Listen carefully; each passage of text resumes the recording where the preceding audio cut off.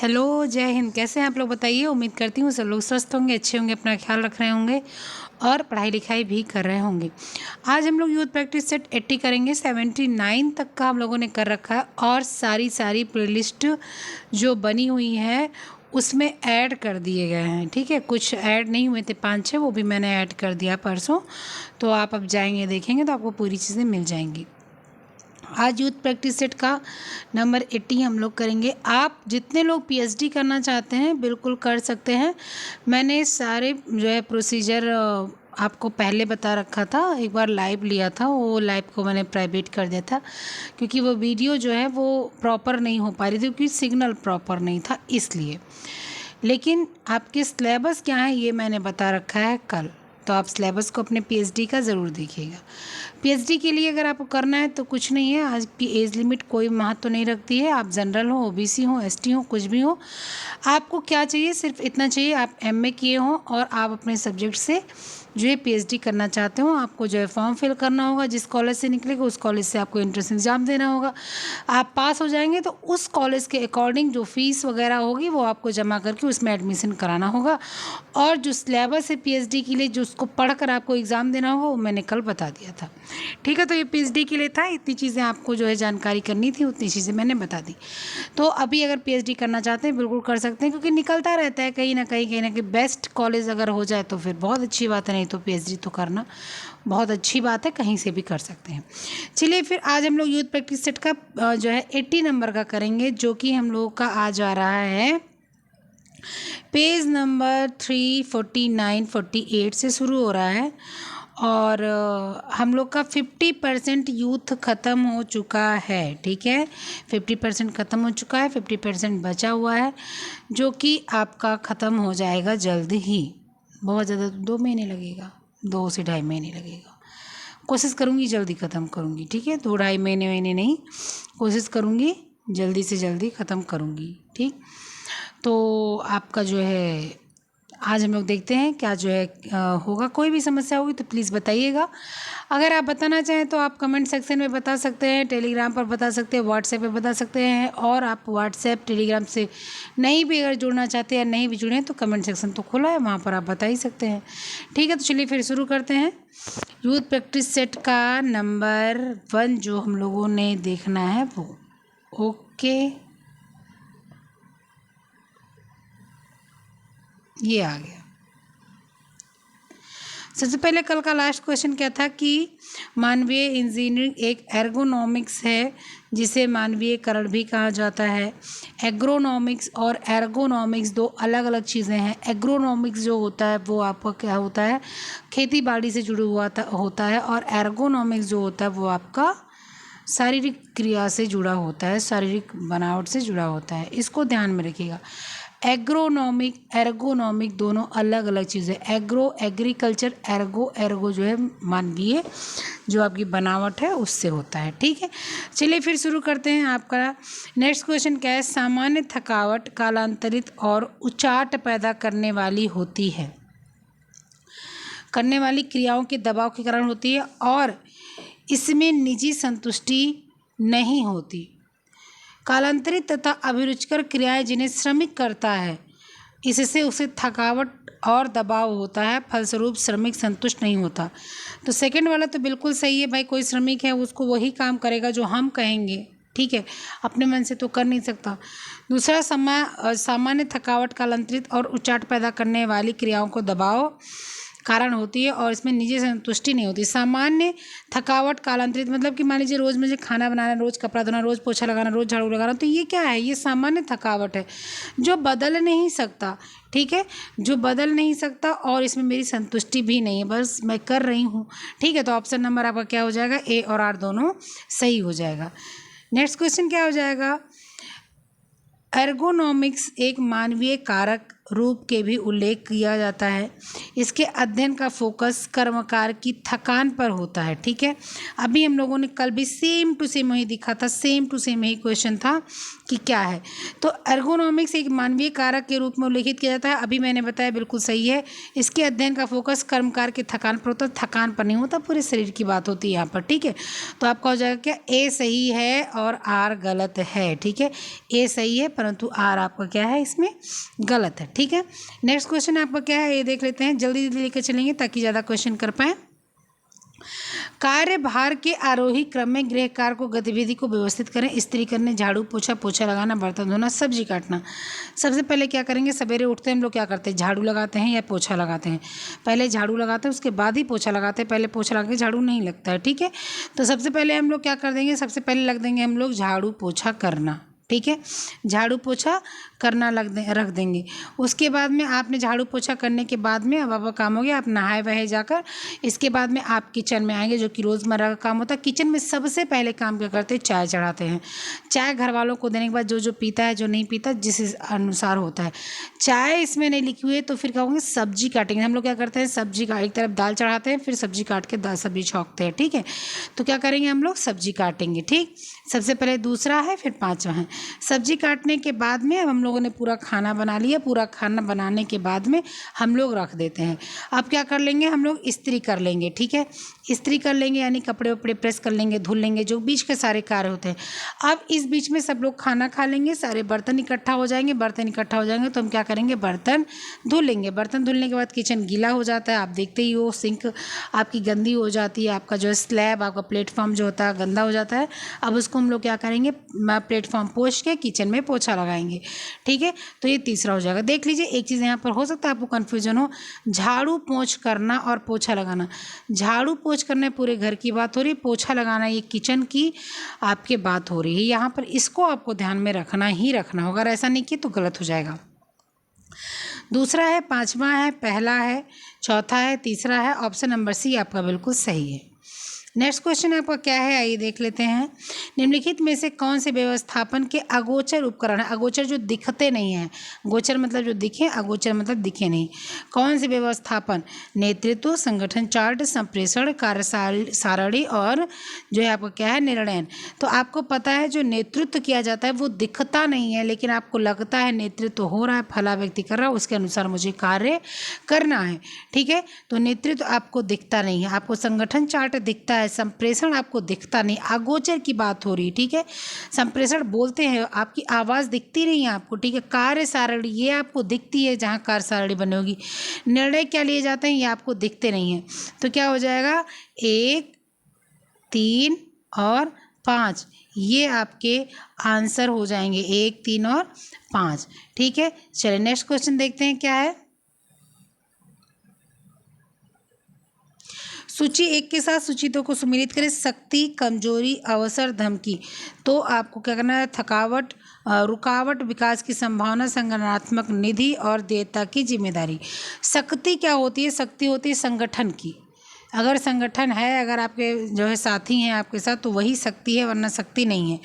तो संगठनात्मक निधि जो होती है ये आपकी क्या होती है, शक्ति होती है। कमजोरी क्या होती है, कमजोरी होती है भाई मैं आपको जो बोलूँगी आप वही करेंगे, वो आपकी कमजोरी है, क्यों, आप अपने हिसाब से काम नहीं कर सकते। ठीक है, तो कमजोरी क्या होती है, देयता की जिम्मेदारी। जो देयता जिम्मेदारी देगा आप वही काम करेंगे, उससे ज़्यादा आप काम नहीं कर सकते हैं। ठीक है, उसके बाद में अवसर। अवसर क्या हो जाता है आपका, अवसर आपका विकास की संभावना। अगर आपको अवसर मिल जाए तो आप विकास कर सकते हैं, विकास की संभावना। धमकी क्या होती है, धमकी होती है रुकावट। अगर आपने किसी को धमकी दी तो आपका कार्य रुक जाएगा, आप कार्य आगे नहीं करेंगे या आपका कार्य आगे नहीं बढ़ेगा। तो धमकी का क्या अर्थ हो जाता है, रुकावट। ठीक है, तो आपका ऑप्शन नंबर क्या चलाएगा, 3, 4, 2, 1। ऑप्शन नंबर बी आपका सही है। नेक्स्ट क्वेश्चन ये देख लेते हैं क्या है। हथेली और हाथों को से काम करते समय आरामदायक अवस्था वह होती है जब कोहनी से ऊपर का हिस्सा समतल होगा, शरीर के बहुत पास होगा। ठीक है, लंबवत और ये लंबवत होगा, लंबावत लिखा है, लंबवत और शरीर के बहुत पास होगा। कार्यस्थल के समतल होगा, शरीर के बहुत करीब होगा। ठीक है, तो आपका क्या होगा, शरीर के बहुत करीब होगा और एकदम नज़दीक होगा तो समस्या आएगी। ये आपको होगा कार्यस्थल, यानी काउंटर जो होगा वो समतल होगा, आपके हाथों के बराबर होगा, आप उसको आराम से कार्य कर सकते हैं। ठीक है, ऑप्शन नंबर सी बिल्कुल सही है। नेक्स्ट क्वेश्चन क्या है, भावात्मक घटक का महत्व होता है कार्य करने वाले व्यक्ति की व्यक्तिगत भावनाएं, सही शारीरिक स्थिति, कार्य में लगने वाला समय और उपयुक्त सभी। तो यहाँ पर आप देखिए ध्यान से, कार्य करने वाले व्यक्ति की व्यक्तिगत जो भावनाएं होती हैं, जो व्यक्तिगत कार्य में लगने वाले व्यक्ति की भावनाएं होती हैं, ये भावात्मक घटक होता है। ठीक है, अगर उसका कार्य में मन लगेगा तब वो जो है उसकी भावना अगर उसमें जागृत होगी तभी मन लगेगा। शारीरिक स्थिति अगर अच्छी होगी तभी उसका काम करने में मन लगेगा। कार्य में लगने वाला समय भावात्मक घटक का महत्व नहीं होता है, हाँ नहीं होता, यहाँ प्रत्यक्ष नहीं दिख रहा है। लेकिन यहाँ आपका क्वेश्चन आएगा, मुझे पता है, तो मैं यहाँ पर बता दूँ, कार्य में लगने वाला समय, अगर आप भाव में हैं, अगर आपकी कार्य करने की इच्छा होती है तो आपका कार्य जल्दी और अच्छे से संपन्न होता है। अगर आपका कार्य करने का मन नहीं होता तो आपका कार्य देर से और अच्छे तरीके से संपन्न नहीं होता। आप खाने बनाने की स्थिति को ले लीजिए, आप किचन में खाना बनाते हैं, कभी कभी आपका मन नहीं होता खाना बनाने का ना, तो मालूम पड़ता है कितना समय लग रहा है, या मन नहीं कर रहा, बैठे हैं अब बनाते हैं, उठते हैं बनाते हैं, बहुत लेट हो जाता है। मेरे साथ तो ऐसा बहुत होता है, क्योंकि जो है कभी कभी ऐसा हो जाता है कि मन नहीं करता काम करने के लिए, लेकिन फिर भी करना होता है। ठीक है, ऐसा सबके साथ होता है। ठीक है, तो जो है क्या हो जाएगा, उपर्युक्त सभी आ जाएगा इसमें। ठीक है, नेक्स्ट क्वेश्चन क्या है, आइए देखते हैं। कार्य सरलीकरण, अनावश्यक गति को टालने के लिए नियत कार्य के संचालन के बहाव के चरण से चरण का विवरण होता है। ठीक है, अनावश्यक गति को टालने का मतलब अनावश्यक गति, आप अत्यधिक बिना मतलब ना समय बर्बाद करके घूमें, ठीक है, के लिए नियत कार्य संचालन बहाव चरण के लिए विवरण होता है प्रक्रिया चार्ट, समय चक्र चार्ट, पथ चार्ट या क्रिया चार्ट।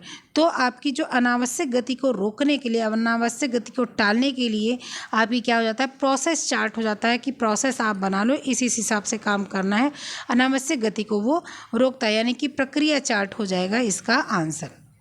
नेक्स्ट क्वेश्चन आपका क्या है,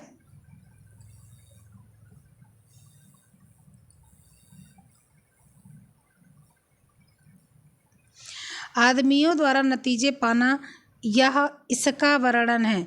प्रशिक्षण, नियंत्रण, प्रबंधन कोई नहीं। आदमियों द्वारा नतीजा, नतीजा मतलब रिजल्ट पाने की बात हो रही है, तो क्या है, प्रशिक्षण है, नियंत्रण, प्रबंधन है, कोई नहीं है। तो आदमियों के द्वारा नतीजा तभी पाया जाता है जब प्रबंधन अच्छा होता है, या कैसा अच्छा बुरा कुछ भी होता है, उस प्रबंधन का नतीजा जो आपको दिखता है वो होता है। ठीक है, आदमियों द्वारा नतीजे आपको मिलते हैं जब प्रशिक्षण आपका अच्छा होता है, तो या कैसा भी होता है तो उसके सामने प्रत्यक्ष में आपके वो दिखते हैं। ठीक है, नियंत्रण आपको दिखता है, लेकिन यहाँ पर नतीजे पाने की बात हो रही है तो प्रबंध जैसा होगा वैसे आपको नतीजे दिखेंगे। ठीक है, सरलीकरण यह मन को पसंद करने का अत्यंत सरल और आसान काम करने का तरीका है। कार्य आकार्य यानी नॉन वर्क, परिवर्तन कौशल। तो सरलीकरण या मन को पसंद करने के लिए अत्यंत सरल और आसान काम करने का तरीका वह है कार्य सरलीकरण। ठीक है, यहाँ पर डैश लगा हुआ, कार्य सरलीकरण ऐसा है जो मन को पसंद करने का अत्यंत सरल और आसान काम करने का तरीका है। जैसे कि आपको सब्जी बनाना, मसाला पीसने का मन नहीं करा तो मिक्सी में आप पीस लिए। आपको हम लोग के यहाँ फरा वगैरह बनता है तो ढेर सारी दाल पीसनी पड़ती है, उड़द की दाल बहुत टाइट होती है पीसने में, तो पीसनी पड़ती है। तो जो है आप क्या करते हैं, मिक्सी का इंतज़ार, तब तक लाइट का इंतज़ार करते रहते हैं जब तक जो है आप पीस नहीं लेते हैं दाल को। एक बार मुझे याद है, पिछले मतलब तीसरे करवा चौथ की मैं बात कर रही हूँ, और उस करवा चौथ में लाइट नहीं थी हमारे यहाँ, पता नहीं क्या समस्या ही, लाइट नहीं थी। ठीक है, तो तीन साल की बात मैं बता रही हूँ, लाइट नहीं थी। अब मैं पूरा दिन इंतज़ार करती रही, सारा काम हो गया, चावल का आटा गूँथ लिया, खीर बना लिया, सब्जी बना ली, और अब मैं सोच रही हूँ कि अब लाइट आएगी तो फरा बनाऊँगी, और लाइट आई तो, लेकिन इंतज़ार करते मैंने सोचा अभी चंद्रमा निकलने का टाइम हो जाएगा, फिर मैं पूजा नहीं कर पाऊँगी, फिर किचन का काम पड़ा रहेगा। मैंने दाल पीसा, और दाल पीसने के बाद में मैं जब सारा काम करके रख ली, जब पूजा करने के कुछ देर पहले लाइट आई, तो ये क्या है, ये कार्य सरलीकरण की एक विधि थी कि मैं मिक्सी का इंतज़ार कर रही थी कि मिक्सी लाइट आए तो चले, लाइट नहीं आई, नहीं चली, मुझे बहुत लेट हुआ और मुझे काम करने में भी लेट हुआ। ठीक है, तो ये होता है। ये तो उदाहरण मैंने आपको दिया है। फिर नेक्स्ट क्वेश्चन क्या है, 24 घंटों की अवधि के लिए आवश्यक बिजली की मांग का न्यूनतम स्तर क्या होना चाहिए? Base load, time load, activity load और पीक लोड। तो अगर 24 घंटे की अवधि के लिए चाहिए तो पीक लोड, मतलब बिल्कुल से उसको छुट्टी ना दी जाए लाइट को, तो क्या हो जाएगा? वो पीक लोड हो जाएगा। टाइम लोड जितने टाइम की हो, एक्टिविटी लोड जितना देर कार्य किया जा रहा हो, बेस लोड ज़रूरत जितनी हो बस उतनी ही। पाथवे चार्ट किससे संबंधित है? पेन पेंसिल से, पिन और धागा से, पिन और सुई से, और सुई और धागा से। तो आपको पता है पाथवे चार्ट किससे संबंधित होता है? पिन और धागे से। कैसे? पिन गाड़ दिया जाता है और एक धागा ले लिया जाता है। ठीक है, तो जिस प्रकार से व्यक्ति घूमता है किचन में जिस प्रकार से, उस प्रकार से पूरा उसको धागे से देखा जाता है, फिर उसके बाद धागा खोल के नापा जाता है कि ये व्यक्ति किचन में कितनी बार घूमा था। तो ऑप्शन नंबर आपका बी बिल्कुल सही है। नेक्स्ट क्वेश्चन क्या है आपका? शिक्षा और प्रशिक्षण के अंतर का मुख्य आधार है ज्ञान, कौशल, मनोवृत्ति। उपरोक्त सभी शिक्षा और प्रशिक्षण के अंतर का मुख्य आधार क्या है? तो आपका ज्ञान भी है, कौशल भी है, मनोवृत्ति भी है, यानी उपयुक्त सभी इसमें आ जाएगा, उपरोक्त सभी। नेक्स्ट क्वेश्चन क्या है? सटीक कार्य के लिए कार्यस्थल का ऊंचा होना चाहिए कितना? कोहनी की ऊंचाई के ऊपर, कोहनी की ऊंचाई के ऊपर, कोहनी की ऊंचाई के नीचे, कोहनी की ऊंचाई के बराबर, उपरोक्त में से कोई नहीं। तो कार्यस्थल जो होता है उसकी ऊंचाई होनी चाहिए, कोहनी जो है उससे थोड़ा सा ऊंचा होना चाहिए, यानी कि कोहनी ऊंचाई के ऊपर। ठीक है, और बी सी डी नहीं है। नेक्स्ट क्वेश्चन आपका क्या है, आइए देख लेते हैं।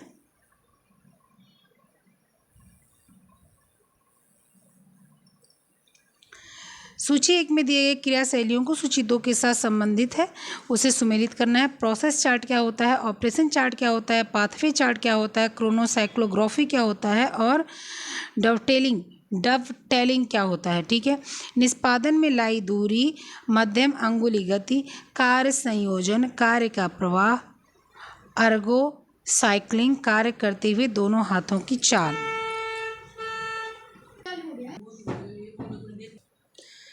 तो प्रोसेस चार्ट किससे जाएगा? ऑपरेशन चार्ट किससे जाएगा? पार्थव नहीं होगा, पाथवे चार्ट होगा। पाथवे चार्ट किससे जाएगा? कोनोसाइक्लोग्राफी और डवटेलिंग किससे जाएगा? ठीक है, तो प्रोसेस चार्ट का मतलब क्या होता है? प्रोसेस चार्ट का मतलब होता है, अभी हम लोगों ने अभी कुछ देर पहले पढ़ा था कि आपने क्या क्या किया है, वो कार्य किस प्रकार से किया है, उसको प्रोसेस चार्ट बोलते हैं। तो कार्य के प्रवाह को प्रोसेस चार्ट बोलते हैं। क्या बोलते हैं? कार्य के प्रवाह को प्रोसेस चार्ट बोलते हैं, यानी कि नंबर 4। ऑपरेशन चार्ट क्या होता है? ऑपरेशन चार्ट होता है कि कार्य करते हुए दोनों हाथों को आपने कितना हिलाया है, कितना ऑपरेट करने की कोशिश की है, कितना आपने कार्य करने की कोशिश की है, वो आपके हो जाते हैं ऑपरेशन चार्ट। कार्य करते हुए हाथों को आपने कितना हिलाया। ठीक है, उसके बाद में पाथवे चार्ट क्या हो जाता है आपका? तो पाथवे चार्ट हो जाता है निष्पादन में लगी दूरी, कहने का मतलब कार्य करने में कितनी दूरी लगी। पाथवे चार्ट में क्या होता है? पिन और जो है रस्सी का काम होता है, पिन और धागे से काम होता है। तो क्या होता है कि कार्य करने में कितनी आपको जो है दूरी लगी, उस दूरी को क्या करते हैं? नापते हैं। किससे? पाथवे चार्ट से। तो निष्पादन में लगी दूरी की बात हो रही है। ठीक, और कोनोसाइक्लोग्राफी क्या होता है? क्रोनोसाइक्लोग्राफी जो होता है वो मध्यम उंगली की गति, मध्यम मतलब जो बीच वाली उंगली होती है ना, आपकी लिटिल फिंगर और रिंग फिंगर के बगल में, और आपके थंब के और मेन फिंगर के बगल में, यानी कि जो पांचों फिंगर की जो है तीसरे नंबर की जो उंगली होती है उसकी बात हो रही है। तो मध्यम उंगली की गति को दर्शाता है कौन सा? क्रोनोसाइक्लोग्राफी। ठीक है, इसके बाद में आपका क्या आ जाता है? डवटेलिंग आ जाता है। डवटेलिंग क्या हो जाता है आपका? तो डवटेलिंग आपको पता है कार्य संयोजन को बोलते हैं। कार्य करने के संयोजन किस प्रकार से होता है उसको क्या बोलते हैं? डवटेलिंग बोलते हैं, यानी कि कार्य संयोजन को बोलते हैं। तो ऑप्शन नंबर आपके क्या सही चले जाएंगे? आपके ऑप्शन नंबर चले जाएंगे 5 है, 7 है। ठीक है, 5, 7, ये आपका है question number, option number C आपका ऑप्शन नंबर सी सही है। नेक्स्ट क्वेश्चन क्या है ये देख लेते हैं। मुंडेल सूची द्वारा कितने स्तरों को निर्धारित किया गया है जिसके द्वारा काम को सरल किया जा सके? 2, 3, 5, 1।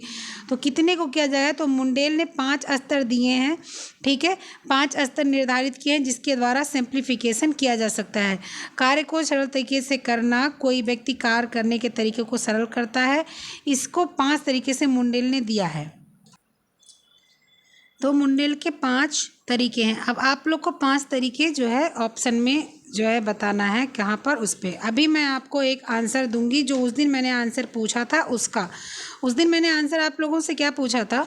मैंने पूछा था कि ये बताइए कि जब जो है बाल विवाह अधिनियम आया था तो जो सबसे पहले अधिनियम का बदलाव हुआ था उसमें कितने वर्ष की उम्र थी? और एक दो लोगों ने कहा है 18 वर्ष न्यूनतम। नहीं, 18 वर्ष बिल्कुल लास्ट वाली जो तीसरी बार संशोधन हुआ था उसकी बात थी। पहली बार संशोधन हुआ था, फिर दूसरी बार संशोधन हुआ था और तीसरी बार संशोधन हुआ था, ठीक है। उसी प्रकार से ये 5 प्रकार आपको खोज के मुझे बताना है, ठीक। चलो नेक्स्ट क्वेश्चन देखते हैं क्या है। व्यक्ति के कार्य का तरीका उन्नत हो इसके लिए मुंडेल ने परिवर्तन के स्तरों को वर्गीकृत किया है। कितने स्तरों में वर्गीकृत किया है? 3 स्तर, 6 स्तर, 5 स्तर, 7 स्तर। तो आपको पता है 5 स्तर अभी मैंने ऊपर बताया है। नेक्स्ट क्वेश्चन क्या है। पेंसिल तकनीक वह तकनीक है जिसमें किया जाता है परीक्षण, बुनाई, कार्य सरलीकरण और टेक्सचर विश्लेषण। तो पेंसिल प्रक्रिया में हम लोग क्या करते हैं? पेंसिल प्रक्रिया में हम लोग करते हैं, तो आपका क्या होगा कि जो है हम लोग पेंसिल तकनीक की वह तकनीक है जिसमें क्या आता है, क्या आपका एक आ जाता है प्रोसेस चार्ट, ऑपरेशन चार्ट और पाथवे चार्ट, ठीक है। पाथवे चार्ट जो होता है वो क्या होता है कि आपका क्या होगा, आप लोग सोचेंगे कि जो है प्रोसेस, चलो ठीक है प्रोसेस समझ में आता है। फिर आप लोग समझ लें ऑपरेशन, ठीक है। आप सोच रहे होंगे पाथवे चार्ट। पाथवे चार्ट का मतलब ये होता है कि आप किचन में कितना घूमते हैं, जब ये आपको धागे के अनुसार नापा जाता है। अब धागा नाप लिया गया कि आप कितना घूम रहे हैं, ठीक है। इसके बाद अब देखा गया कि इतना घूम रहे हैं, अब इसको कम किस प्रकार से किया जाए, ठीक है। सिलबट्टे की जगह मिक्सी लगा दो, वहीं बगल में इंडक्शन लगा दिया, वहीं बगल में आप सिंक डाल दिया, बना दिया। तो इस प्रकार से क्या हो जाता है, समय कार्य सरल हो जाता है। समय कम होता है और कार्य सरल हो जाता है, यानी कि आपको क्या आ जाएगा, कार्य सरलीकरण, ठीक है। नेक्स्ट क्वेश्चन क्या है, आइए देख लेते हैं। मुंडेल ने व्यक्ति के कार्य पद्धति को सुधार करने के परिवर्तन को 3 भागों में विभाजित किया है।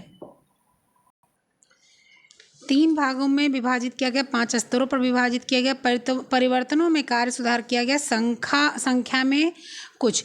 तो मुंडेल ने व्यक्ति की कार्य पद्धति में सुधार के परिवर्तनों को 3 भागों में विभाजित किया है। 3 भागों में पहला स्तर है, दूसरा है, तीसरा, ऐसे कुछ पूछना था। 3 भागों में विभाजित किया है और 5 स्तरों पर विभाजित किया है। अच्छा, इसी को संशोधन करके उन्होंने जो है इन्हीं स्तरों को सुधार करके और लोगों ने 3 स्तर दिए हैं, ठीक है।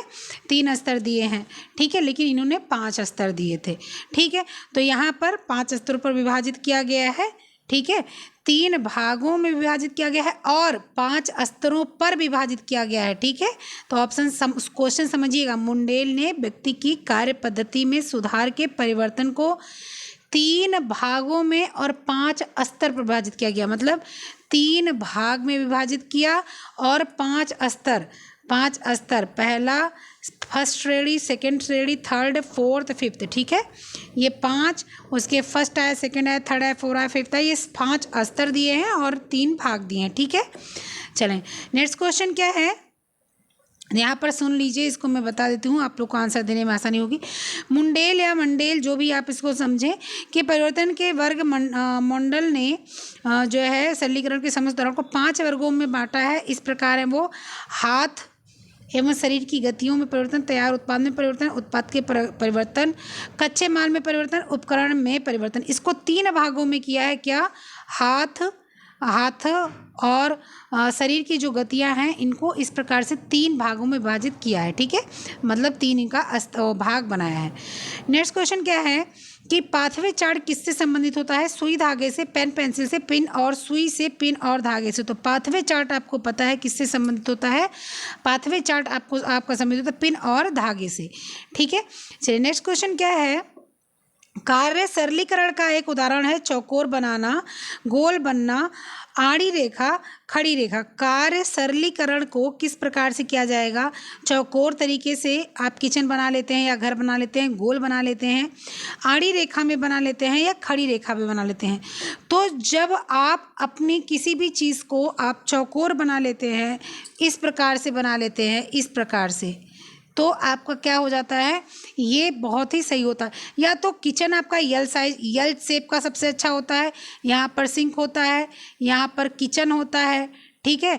या आपका किचन कौन सा होता है, यू शेप का होता है, ठीक। यहाँ पर आपका जो है गैस हो जाता है, इस साइड में आपकी सारी चीज़ें होती, इस साइड में सारी चीज़ें होती, इस प्रकार से होता है। लेकिन कार्य सरलीकरण की बात की जाएगी तो एक उदाहरण कौन सा है, चौकोर होता है, ठीक है। एक उदाहरण कौन सा होता है, चौकोर होता है। नेक्स्ट क्वेश्चन आपका क्या है, देखते हैं। साधन ट्रल का उपयोग विशिष्ट कार्य के लिए उचित कर्मचारी के चयन के लिए किया जाता है, ठीक है। कार्य वर्णन, कार्य विश्लेषण, कार्य विनिर्देशन, कार्य सारणी, ठीक है। तो कार्य सारणी साधन, ठीक है, कार्य सारणी साधन का उपयोग विशिष्ट कार्य के लिए उचित कर्मचारी के चयन के लिए किया जाता है। आप कार्य सारणी देखिए, रेलवे स्टेशन पर आपको मिल जाएगी, आपको आप अपने घर में लगा लो कि ठीक है ये कार्य इनको हम सौंप दे रहे हैं, ये कार्य ये करेंगे या ये कार्य करना है, ठीक है।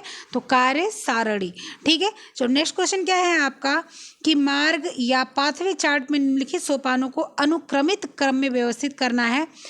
स्थान की योजना का चित्र बनाएं, अवलोकनों का विश्लेषण करें, नाखून डालकर तागे को जोड़े। इसके बाद में गति का अवलोकन करें और तागे को हवा दें। पुनरावृत्त कार्य के लिए सुझावों की चर्चा कर्म कार्य के साथ करें, सुधार के लिए सुझाव अर्जित करें, ठीक है। तो आपका क्या आ जाएगा, तो सबसे पहले तो आप ये समझिए सुधार के लिए सुझाव अर्जित करें यानी कि मूल्यांकन। तो मूल्यांकन लास्ट में आता है, तो मूल्यांकन अगर पकड़ लेते हैं आपको कि हाँ क्या है, लास्ट का जो आपका 6 नंबर है वो आएगा। तो सबसे पहले तो आप ये देख लीजिए कि यहाँ पर 3 ऑप्शन में 6 आ गया है, तो इसलिए ये थोड़ा सा कठिन आ जाता है। शुरू करते हैं कहाँ से, स्थान की योजना बनाए। भाई किस स्थान को आपको देखना है कि यहाँ का कार्य सरलीकरण करना है। सपोज दैट किचन का करना है, ठीक है। तो आपने क्या कर लिया, किचन को जो है आपने देख लिया, तो क्या करने, स्थान की योजना का चित्र बनाएंगे नंबर 1, ठीक है। इसके बाद में आप क्या करेंगे कि आपने स्थान वो कर लिया, देख लिया। उसके बाद में आप क्या करेंगे, नाखून डालकर तागे को जोड़ेंगे, ठीक है। आप क्या करेंगे, धागों को जोड़ेंगे, ठीक है। तागा मतलब धागे को आप क्या करेंगे, जोड़ेंगे, ठीक है। नंबर 1, इसके बाद नंबर 3, इसके बाद में आप क्या करेंगे, ठीक है। इसके बाद में पुनरावृत्त कार्य के लिए सुझावों की चर्चा कर्मकार के साथ करेंगे। जिस प्रकार जो कर्मकार है, कर्म करने वाला है, जिसने धागा वगैरह नापना है, जिसने धागा वगैरह बांधा है, उससे आप करेंगे क्या, सुझाव की चर्चा करेंगे, ठीक है। पुनरावृत्त कार्य के लिए सुझावों की क्या करेंगे, चर्चा करेंगे, ठीक। उसके बाद में आप क्या करेंगे, अवलोकन करेंगे, अवलोकन का विश्लेषण करेंगे। आपने क्या क्या देखा इसका हम लोग क्या करेंगे, विश्लेषण करेंगे, क्या करेंगे, विश्लेषण करेंगे। उसके बाद में क्या करेंगे हम लोग, उसके बाद में गति का अवलोकन करेंगे और धागे को हवा देंगे, मतलब गति का अवलोकन करेंगे, गति किस प्रकार से है, वो गति किस प्रकार से देखेंगे, धागा जो हिलता है उस हिसाब से गति को देखेंगे, ठीक है। तो क्या करेंगे, गति का अवलोकन करेंगे और धागे की हवा को देखेंगे, ठीक है। उसके बाद में आप क्या करेंगे, लास्ट में आप क्या करेंगे, आप सुधार के लिए सुझाव अर्जित करेंगे, यानी कि क्वेश्चन नंबर ऑप्शन नंबर 6 करेंगे। 1 3 5 2 4 6 आपका कहाँ पर है, देख लीजिए। 1 3 5 2 4 6 ऑप्शन नंबर डी बिल्कुल करेक्ट है। आ जाते हैं नेक्स्ट क्वेश्चन पर। समय तथा गतिविधि का कार्य सूची तैयार करने को अपनाए जाने वाले सोपानों को सही क्रम व्यवस्थित करें। अभी हम लोगों ने इसको देखा है क्या क्या है। दिन भर में किए गए कार्यों को सूचीबद्ध करें, प्रत्येक कार्य पर लगाए समय का अनुमान करें, लचीले तथा आलोचपूर्ण कार्यों को वर्गीकृत करें, अनुक्रमित कार्य क्रम निर्धारित करें, कार्य सूची का विश्लेषण करें, किसी भी अतिरिक्त समय के लिए योजना को समाविष्ट करें, अंतिम समय की गतिविधि योजना तैयार करें, ठीक है। तो सबसे पहले आपका क्या हो जाएगा कि किसी भी आप जो है अधियोजना को वो क्या बोलते हैं, आपने अंतिम समय और गतिविधि योजना को तैयार करेंगे अंतिम समय, ठीक है। तो इसको तो आप एकदम लास्ट में ले आएंगे, यानी कि आपका 7वां नंबर जो आ जाएगा वो आपका क्या हो जाएगा, आखिरी हो जाएगा। तो अब यहाँ पर देखिए 7वां चारों दे रखा है, ठीक। तो सबसे पहले आप क्या करेंगे, दिन भर कार्य किए गए कार्य जो करने वाले हैं उनको सूचीबद्ध करेंगे, ठीक है। दिन भर जो कार्य करेंगे उनको हम लोग क्या करेंगे, सूचीबद्ध करेंगे। उसके बाद में आप करेंगे क्या, जो है आप लचीले तथा आलोचपूर्ण कार्य को वर्गीकृत करेंगे, कौन सा कार्य लचीला है और कौन सा कार्य क्या है, जो है आपका लचीला नहीं है, उस कार्य को क्या करेंगे, आप सूचीबद्ध करेंगे। उसके बाद में आप क्या करेंगे, प्रत्येक कार्य पर लगाए गए समय का अनुमान करेंगे। क्या करेंगे, प्रत्येक कार्य पर लगाए गए समय का अनुमान करेंगे, ठीक है। उसके बाद क्या करेंगे, कार्य सूची का विश्लेषण करेंगे, ठीक है। क्या करेंगे, कार्य सूची का विश्लेषण करेंगे।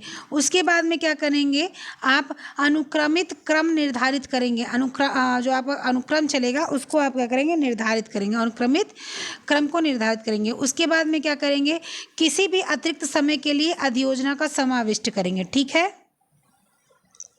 और अंतिम समय की गतिविधि योजना को तैयार करेंगे। ये आपका ऑप्शन चला जाता है 1 3 2 5 4 6 7, ठीक है। देख लीजिए 1 3 2 5 4 6 7, ऑप्शन नंबर बी बिल्कुल करेक्ट है। नेक्स्ट क्वेश्चन देखते हैं क्या है।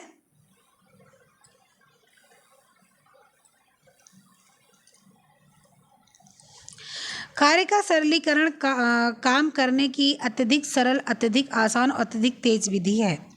कार्य का सरलीकरण ऊर्जा का अल्पतम मात्रा के साथ काम पूरा करने की तकनीकी है। तो ये आपका क्या है, दोनों सही है कि कार्य सरल होता है तो काम करना भी अधिक सरल होता है, समय भी कम लगता है और विधि भी तेज होती है, ठीक है। ऊर्जा भी कम लगती है और कार्य पूरा करने में तकनीकी का भी उपयोग किया जाता है। तो ए और आर क्या है, दोनों सत्य है। अर्गोनॉमिक्स, ठीक है। अर्गोनॉमिक्स को कार्यभार को व्यक्ति के उपयुक्त बैठाने के रूप में परिभाषित किया जाता है। कार्य कर्मकार और कार्य वातावरण के बीच निर्बल संबंध कर्मकारों का तनाव कम करता है, ठीक है। क्या पूछा जा रहा है, ध्यान से सुनिए। अर्गोनॉमिक्स की कार्यभार को व्यक्ति के उपयुक्त बैठाने के रूप में परिवर्तित किया जाता है, ठीक है, परिभाषित किया जाता है। कर्मकार तथा कार्य वातावरण के बीच निर्बल संबंध कर्मकारों को तनाव करता है। भाई देखो, कार्य करना, अर्गोनॉमिक्स किसी भी निर्बलता, किसी भी सबलता, किसी के जो है कम काम करने, किसी के ज़्यादा काम करने, किसी के थकान, किसी के आलस्य को नहीं निर्धारित करता है। यानी कि आपका क्या आ जाएगा, आपका आ जाएगा एक सही है और आर आपका क्या है, गलत है। यानी कि ऑप्शन नंबर आपका क्या चला जाएगा, ए सही है परंतु आर आपका क्या है, गलत है। ऑप्शन नंबर ए बिल्कुल करेक्ट है। नेक्स्ट क्वेश्चन क्या है, विपणन। विपणन मतलब क्या होता है, व्यापार। विपणन एक ऐसी व्यापारिक योजना है जो ग्राहक को आकर्षित कर और पेरेटो चार्ट उसे उपलब्ध करने में सहायता करता है।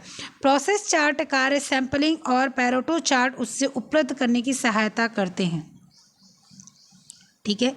क्या बोल रहे हैं, विपणन मतलब व्यापार करना। विपणन एक ऐसी व्यापारिक योजना है जो ग्राहक को आकर्षित कर और पेरेटो चार्ट उसे उपलब्ध करने के लिए सहायता करती है। तो सही है, विपणन का मतलब ये होता है कि सामानों को खरीदना, व्यापार करना, बेचना, ठीक है।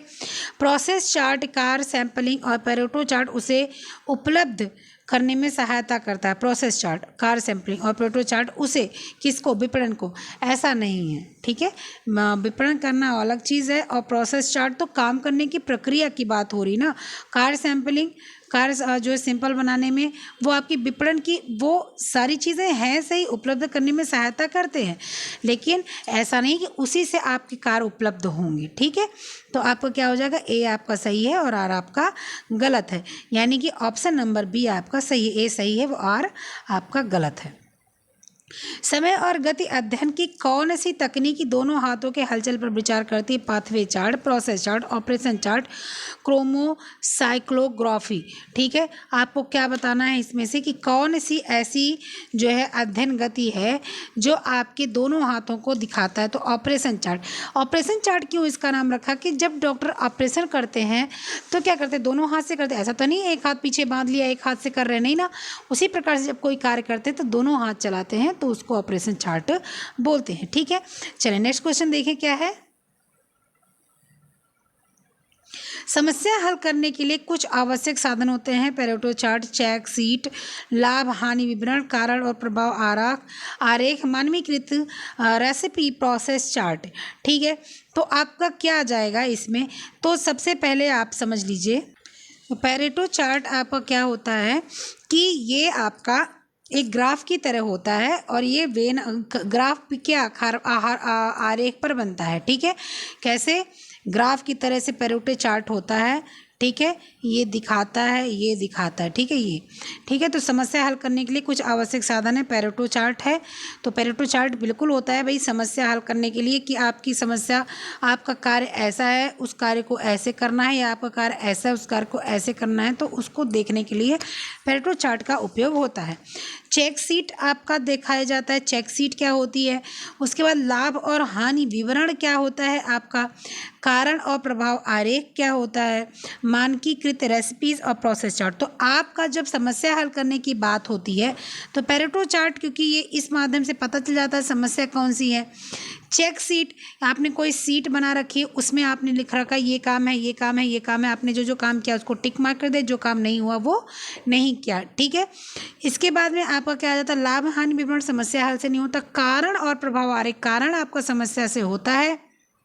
ठीक है, मानकीकृत रेसिपी की बात नहीं हो रही। प्रोसेस चार्ट जो होता है ये भी आपकी समस्या से कार्य सरल करने के लिए, कार्य की समस्या को देखने के लिए। आपका ए बी और डी और एफ, आपका A B D F option number C बिल्कुल सही है। नेक्स्ट क्वेश्चन क्या है, कार्य निष्पादन आकलन में प्रयुक्त विधियां हैं।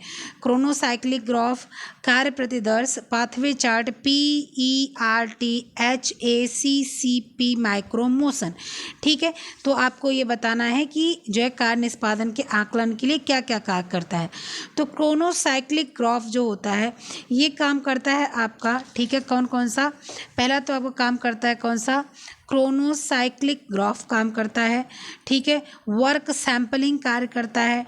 ठीक है, उसके बाद में पाथवे चार्ट काम करता है। फिर माइक्रो मोशन, मोशन मतलब घूमने की प्रक्रिया, ये आपके कार्य करते हैं, यानी कि पहला, तीसरा और दूसरा और छठवां। ठीक है, पहला, दूसरा, तीसरा, छठवां।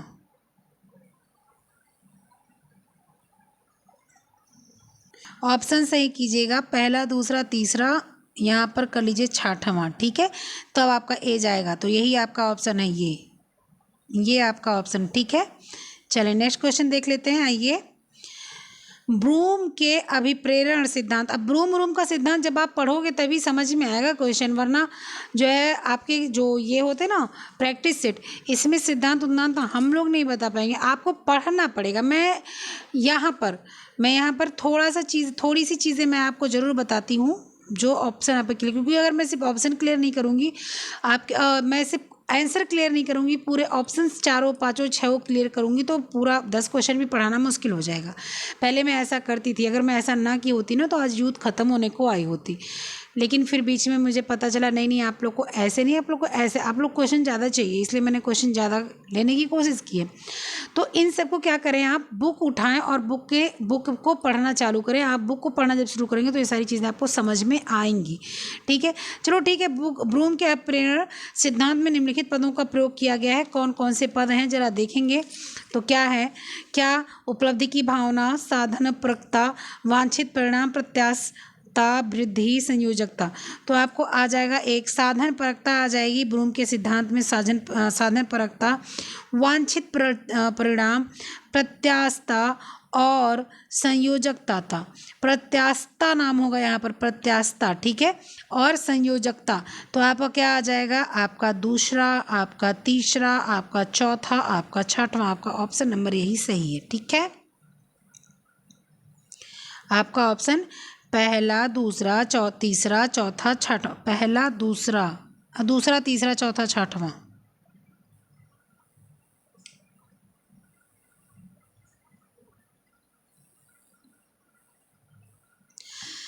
निम्नलिखित में से क्या समय और संचलन अध्ययन के लिए कागज और पेंसिल की तकनीक है? सूक्ष्म संचलन विश्लेषण, प्रक्रिया चार्ट, चक्र ग्राफ और क्रोनो साइकिल ग्राफ। तो आप इसमें थोड़ा सा कंफ्यूज हो सकते हैं। कंफ्यूज बिल्कुल मत होइएगा।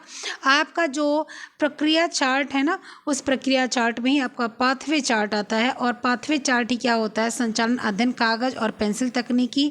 साथ साथ आपका पाथवे चार्ट के साथ साथ आपका प्रक्रिया चार्ट आती है, जिसमें पेंसिल और कागज की तकनीकी, मतलब कि आप देखते हैं पेंसिल लेते हैं, कागज़ लेते हैं, आप कागज़ पर देखते हैं कि कोई दाएं चले, फिर बाएं चले, फिर दाएं मुड़े, फिर बाएं मुड़े, फिर उत्तर दिशा में, फिर दक्षिण दिशा में, ऐसे आप देखते हैं।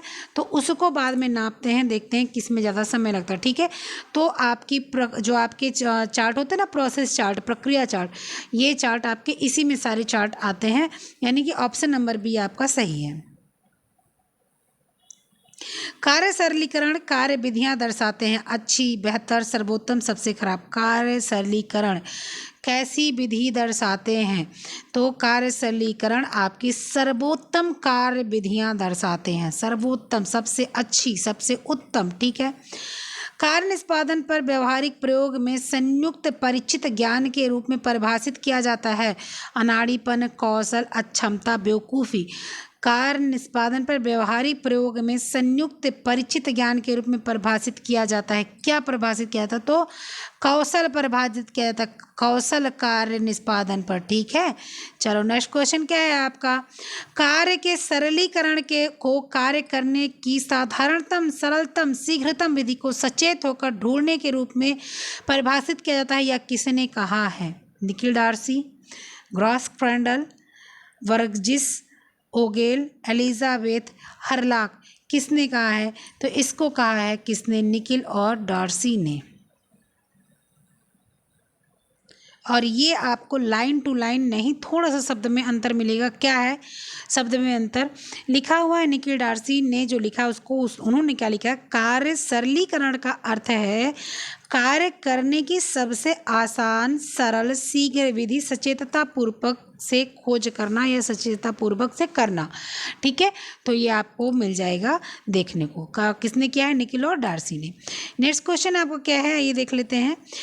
तीन मुख्य शरीर भारों को सीधी रेखा में लेना यह सिद्धांत किस पर लागू होता है? शरीर की स्थिति में परिवर्तन, उत्पादन क्रम में परिवर्तन, तैयार उत्पाद में परिवर्तन और कच्चे पदार्थ में परिवर्तन। ठीक है, क्या बोला गया है? तीन मुख्य शरीर भागों को सीधी रेखा में लेना क्या कहलाता है? तो शरीर की स्थिति में परिवर्तन कहलाता है। क्योंकि क्या बात हो रहा है? शरीर भागों को सीधी रेखा में, तो शरीर की स्थिति में परिवर्तन, उत्पादन क्रम में परिवर्तन नहीं, तैयार उत्पाद में परिवर्तन नहीं, शरीर की जो है स्थिति में परिवर्तन आएगा। ठीक है, चलो नेक्स्ट क्वेश्चन देखते हैं क्या है। सूची 1 में दिए गए लोगों को सूची 2 में विभाजित करना है। Bloom, Herzberg's, Locke, Maslow, एडरफेर।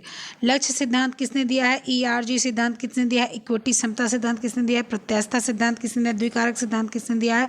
आवश्यकता की श्रेणीबद्धता किसने दिया है? ठीक, तो अब बताइए ब्रूम ने क्या कहा है? तो ब्रूम ने प्रत्याशित सिद्धांत का उदाहरण दिया। क्या दिया है? प्रत्याशित सिद्धांत का उदाहरण दिया है। किसने? ब्रूम ने। ठीक है,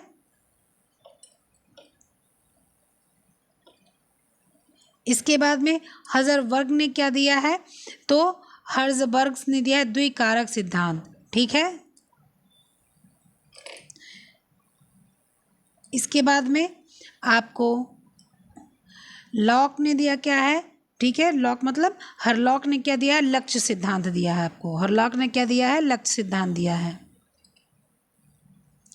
इसके बाद में मैस्लो ने दिया क्या आपको? आवश्यकता की जो है भेजीबद्धता। क्या दिया है? आवश्यकता की श्रेणीबद्धता दिया हुआ है। किसने? मैस्लो ने। एडरफेर ने क्या दिया हुआ आपको? एडरफेर ने ERG सिद्धांत दिया है। ठीक है, चलो ये आपका ऑप्शन सही है। 4 5 1 6 2। नेक्स्ट क्वेश्चन क्या है? हाथ एवं देह की गतियों में निम्नलिखित में से किसके जरिए परिवर्तन लाया जा सकता है? अनावश्यक गतियों को विलुप्त करना, कौशल विकसित करना, आरामदेह आसन या स्थिति को अपनाना, काम के अनुक्रम में सुधार लाना। ठीक है, कार्य एवं देह की गतियों में निम्नलिखित में से किसके जरिए, ठीक है, किसके जरिए आप जो है कर सकते हैं? तो सबसे पहले तो कौशल विकास करने के लिए आपको क्या करना होता है? आप क्या करेंगे? हाथ एवं देह की गतियों को जो है परिवर्तन लाएंगे कौशल करने के लिए। ठीक है, कौशल विकास करने के लिए।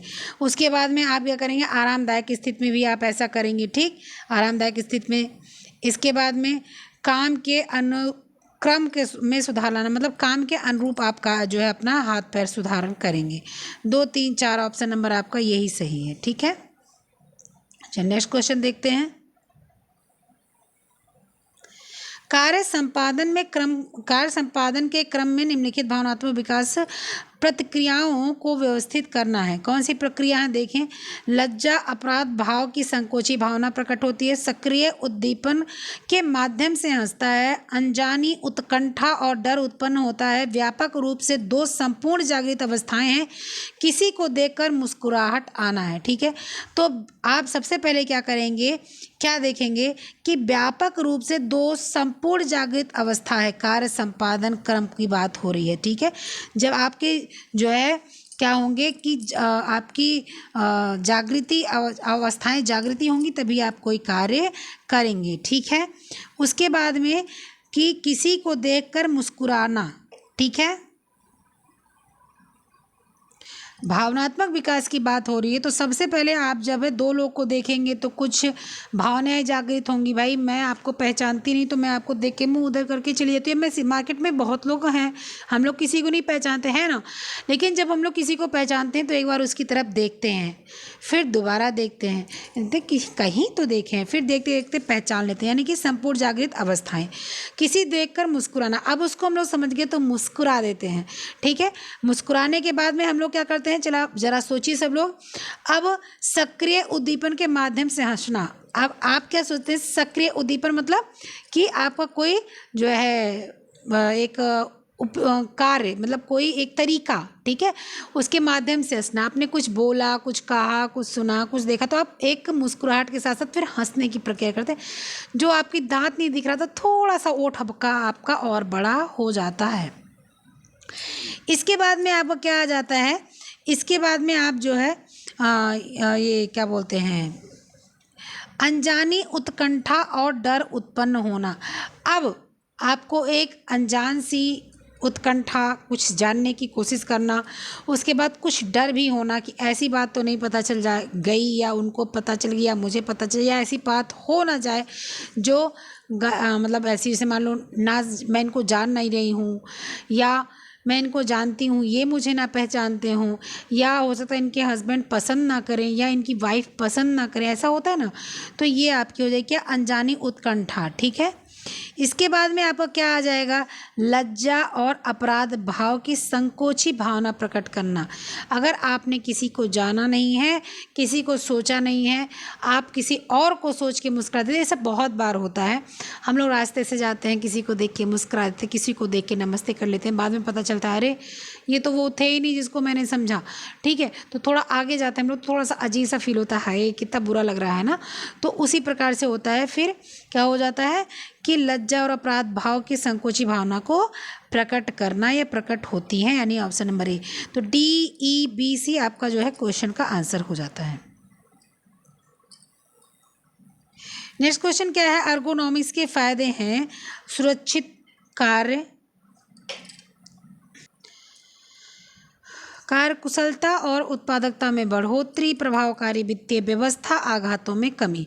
तो अर्गोनॉमिक्स का क्या मतलब होता है? अर्गोनॉमिक्स आपके शरीर से कार्य करती है, तो सुरक्षित कार्य करें ताकि आपके शरीर को समस्या ना आए। ठीक है, आपकी हड्डी वगैरह ठीक ठाक रहे, टेढ़ी बड़ी नहीं हो जाए, नस वगैरह में कोई समस्या ना हो जाए। कार्यकुशलता और उत्पादकता में बढ़ोतरी, कार्य कुशल करेंगे तो उत्पादक अच्छा होगा, आपकी शरीर बढ़िया रहेगी, सब कुछ ठीक रहेगा। प्रभावकारी वित्तीय व्यवस्था नहीं होती, अर्गोनॉमिक्स में वित्तीय से कोई मतलब नहीं होता, होता, आघातों की कमी रहती है, मतलब चोट कम लग सकता है आपको अगर आप ढंग से कार्य करते हैं तो, यानी कि ए बी डी आपका ऑप्शन नंबर बिल्कुल सही है, ऑप्शन नंबर सी आपका यहाँ पर करेक्ट है। नेक्स्ट क्वेश्चन क्या है आपका, सूची 1 में दिए गए परिसज्जा को सूची 2 में दिखाना है। ये आपके किससे आ गए, ये आपके आ गए हैं आपके न्यूट से टेक्सटाइल से क्वेश्चन आ गया है, कोई बात नहीं, देख लेते हैं। Micron capsulation, anti microbial, nano तकनीकी, जल रोधी। ठीक है, तो छुर्रीदार दिखावट, खुशबूदार लॉजरी, पसीने की बदबू हटाना, शावर पर्दे, स्वतः साफ होने वाले वस्त्र। ठीक है, तो आपको यहाँ पर देखना है, तो आपका क्या है यहाँ पर क्वेश्चन, उसको समझिए।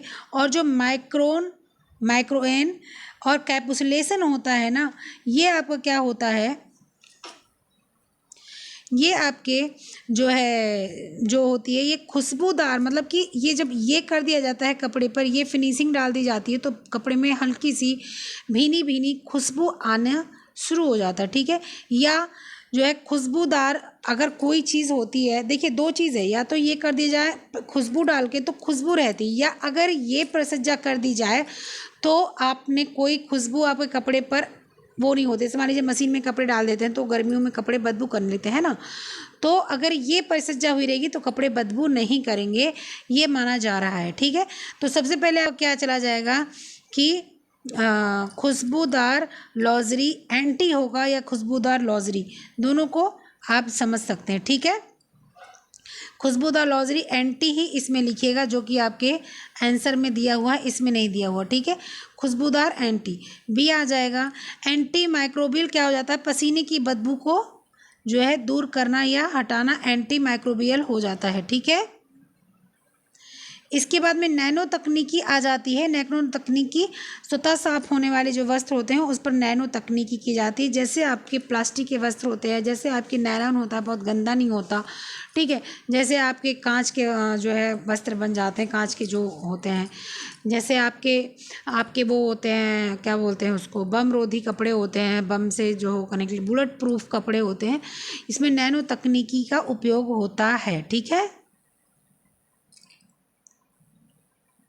जल रोधी मतलब होता है शावर पर्दे, यानी कि जो आपने पर्दों पर ऐसे ऐसे डाल दिया, पानी से पाइप से डाल दिया, उसके बाद में वो पर्दे क्या होते हैं, पानी सारे झड़ जाते हैं, धूल मिट्टी हट जाती है, पर्दा खराब नहीं होता, पर्दा तुरंत ही सूखा हुआ महसूस होता है। ठीक है, तो BCED आपका ऑप्शन नंबर कौन सा सही चला जा रहा है, BCED ऑप्शन नंबर बी बिल्कुल सही है। नेक्स्ट क्वेश्चन देख लेते हैं क्या है।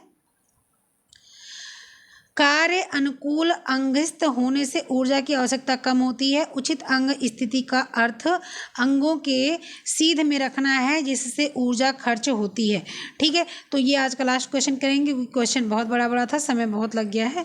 ठीक है, करीब कितना क्वेश्चन हो गया है आपका, ये आपका 37वां क्वेश्चन है और इसको ध्यान से सुन लीजिए। ठीक है, 42 नंबर का क्वेश्चन है, ये 42 नंबर का क्वेश्चन है। 42 क्वेश्चन आज हम लोगों ने किया है, इससे ज़्यादा क्वेश्चन करेंगे तो दिक्कत होगी, वैसे भी घंटे भर का टाइम हो गया करीब। कार्य अनुकूल अंगस्थ होने से ऊर्जा की आवश्यकता कम हो जाती है। ठीक है, अच्छा, इसके बाद में उचित अंग स्थित का अर्थ अंगों के सीधे में रखना होता है, इससे ऊर्जा का खर्च होता है। उचित अंग स्थिति का अर्थ अंगों को सीध में रखना होता है जिससे ऊर्जा की खर्च होती है। ठीक है, तो सबसे पहले तो यहाँ पर लिखिए ऊर्जा का खर्च कम होता है। ठीक है, यहाँ पर क्या लिखेंगे, ऊर्जा का खर्च कम होता है, तभी ऐसा ही होगा, नहीं तो दोनों असत्य होगा। तो अभी तो फिलहाल मैं यहाँ पर लिखूंगी ए और आर दोनों असत्य हैं। ठीक है, क्यों, क्योंकि यहाँ पर कम नहीं लिखा हुआ था। यही छोटी छोटी माइनर मिस्टेक होती हैं जो क्वेश्चन गलत करा देती हैं। अगर यहाँ पर कम लिखा होता तब ए आपका क्या होता, गलत होता, और आर क्या होता है आपका सही होता। ठीक है, क्या होता, ए गलत होता और अच्छा, कार्य अनुकूल अंग स्थित मतलब कार्य के अनुकूल अगर अंग स्थित होता है तो ऊर्जा की आवश्यकता कम हो जाती है, ये अपनी जगह बिल्कुल सही बात है। ठीक है, ये सही है। जब कार्य करने में जब स्थितियाँ, शारीरिक स्थितियाँ ठीक रहती हैं तो कार्य में कम ऊर्जा लगती है, सही बात है। उचित अंग स्थिति का अर्थ अंगों को सीध में रखना, ये सही बात है। जिससे ऊर्जा का खर्च होता है, कम होता है या ज़्यादा, ऐसा होता है, ऐसा कुछ नहीं लिखा। तो अगर यहाँ पर कम लिखा जाएगा तो दोनों सही होगा, अगर कम नहीं लिखा जाएगा तो एक सही होगा और एक क्या होगा आपका, गलत होगा। ठीक है, एक क्या होगा, एक सही होगा, एक गलत होगा। तो बता दो मैं क्या लगा दूँ, आप बता दीजिए कि मैं क्या लगा दूँ। मैं ठीक है, यहाँ पर कम लिखकर मैं लगा देती हूँ, एक सत्य है और एक असत्य है, यानी कि ऑप्शन नंबर ए। ठीक है, तो आज के लिए इतना ही क्वेश्चन, फिर मिलते हैं कल नेक्स्ट वीडियो में। तब तक के लिए ख्याल रखिएगा, पढ़ते लिखते रहिएगा, मस्त रहिएगा, खुश रहिएगा। ओके, बाय बाय, जय हिंद। जो क्वेश्चन पूछा था उसका आंसर जरूर कीजिएगा।